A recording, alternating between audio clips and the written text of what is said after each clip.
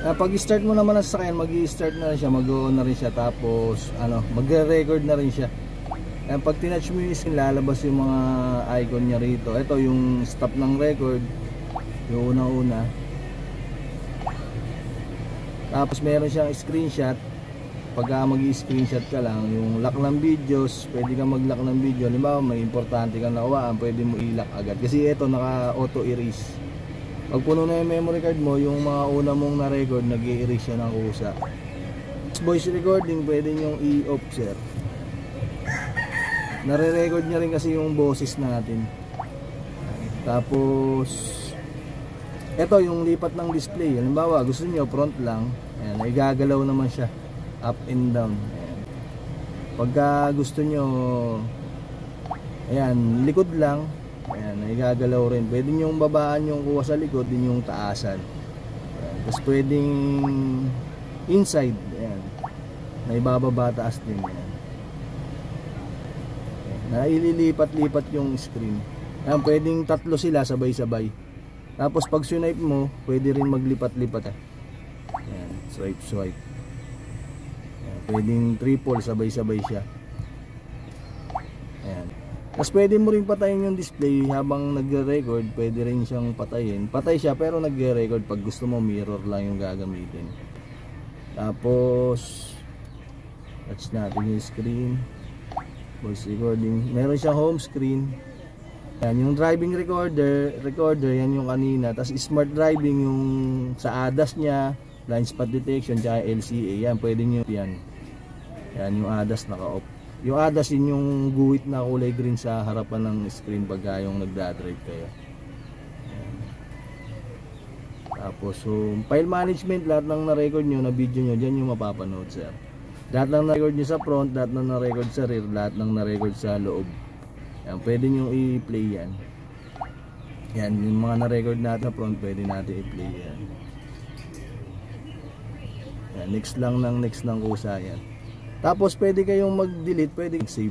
Yan. Yung mga video lock, yung mga video nyo na hindi na i-erase ng auto-delete, dyan papasok. Hanggat buo yung memory card nyan, dyan lang siya. Yung mga nilock nyang video, dun papasok sa video lock. Lahat ng photo nandyan din.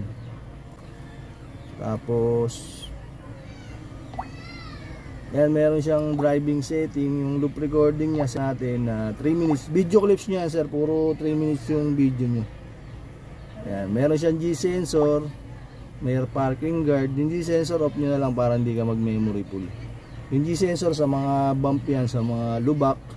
Yung pagka nagre-record kayo tapos nalubak kayo ng malakas, yung video na nire-record nyo ng time na yun, nagsisave, napupunta sa video lock. Kaya kung laging naka-on, pag may memory full ka. Parking guard, ito naman yung pag naka-parking ka, patay yung sasakyan mo, patay yung dashcam, tapos nagalaw siya, nauga, kusa siyang bubukas, magre-record mga ilang seconds, tapos yung mga record niya nasa video lock rin. Ayan. Tapos meron siyang system setting, yan, yung screensaver, yung mag-auto off yung screen mo, pwedeng ganun ng setup mo, or ikaw na lang pumindot. Tapos yung sa speaker niya, yung sounds nandyan, date and time. Tapos meron siyang wifi apps na i-connect natin sa phone para malipat yung mga record niya, makuha mo malipat sa phone. Yan, yung wifi apps niya, video dashcam, ida-download niyo, sir. Ayan, bali naka-download na, sir, ng video. Ayan, on lang natin yung wifi. Makita nyo naka-off yung wifi pag naka-color gray to. Pagka naka-green siya, naka-on na siya. Touch nyo lang yung wifi icon nya rito. Ayan, tapos ma-search mo na sa sa ayan, hanapin mo lang to sa wifi, yung DVR R4F. Hanapin nyo, sir, yung DVR R4F sa wifi. Kailangan ba lang? Hindi na, sir, sa wifi mismo, sa ayan, ayan. Search mo lang yung DVR R4F. Ayan. Tapos ang password niya, sir, 1234567. Ayan. Tapos magko-connected yan. Connected without internet lalabas. Punta ka na sa application na dinownload niya, sir, yung sa video. Ayan. Add camera lang kayo. Ayan. Kuha ko lang yan, sir.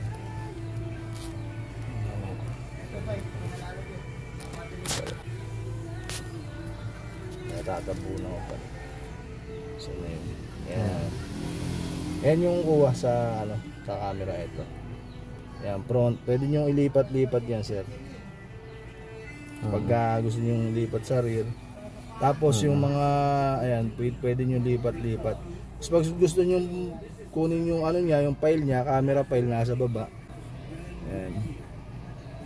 Ayan, i-ano mo lang. Ayan, nandyan yung mga loop recording.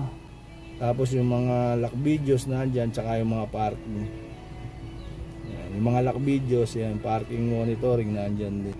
Yung loop recording, halimbawa may gusto kang kunin na file, long press mo lang, sir. Tapos lalabas sa baba, download or delete. Pwede nyo i-download, pwede nyo i-delete. Ayan, nandyan yung mga record. Pwede rin kayo mag-play dyan. Bawa, mag-play ka. Ayan yung application niya. Yung wifi apps niya, hindi siya wifi na internet. Ano lang. Yung panglipat lang sa... Parang Bluetooth. Oh, parang Bluetooth lang siya. Hindi yung iba kasi gala nila wifi, internet talaga. Ano lang yan, yung wifi apps na pwede nyong ilipat yung mga record nung dashcam papunta sa cellphone. Tapos disconnect mo lang tong yung wifi niya icon para hindi mag-auto-connect pagka yung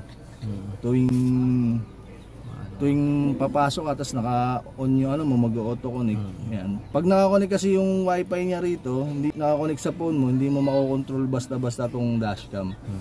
Yan. Ayan yun sa loob niya, kitang-kita. Ayan, loob, labas, tsaka likod. Ayan, QCY QCY